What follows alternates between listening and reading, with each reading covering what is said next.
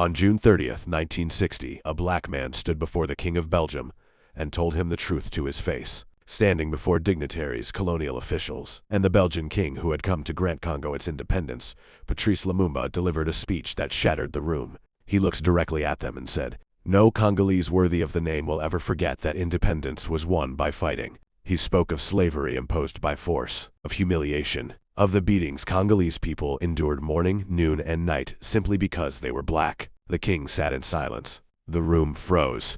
The world watched. Then Lumumba made a promise to his people. "We shall show the world what the black men can do when working in liberty. We shall make the Congo the pride of Africa." He never got the chance. His time as prime minister lasted barely 2.5 months. The CIA allocated $100,000 toward plans to remove him. A chemist working for the CIA named Sidney Gottlieb personally carried poison to the Congo with instructions for it to be placed on Lumumba's toothbrush or in his food. In August 1960, less than 60 days after Congo gained independence, President Eisenhower discussed plans to assassinate Lumumba during a National Security Council meeting.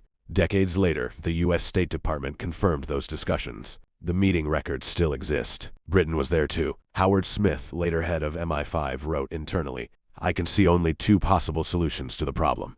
The first is the simple one of ensuring Lumumba's removal from the scene by killing him. America, Belgium, Britain.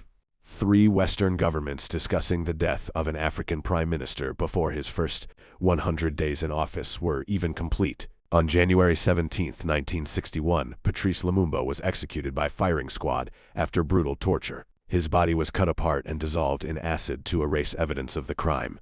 A Belgian officer kept one of his teeth as a souvenir for decades. Congo sits on immense mineral wealth, yet has struggled to no lasting stability since Lumumba's death. That is not just tragedy, it is history. They did not simply kill a man, they silenced a vision. They dismantled a future, and they called it Cold War necessity. Before his death, Lumumba wrote to his wife, "History will one day have its say. History is speaking now.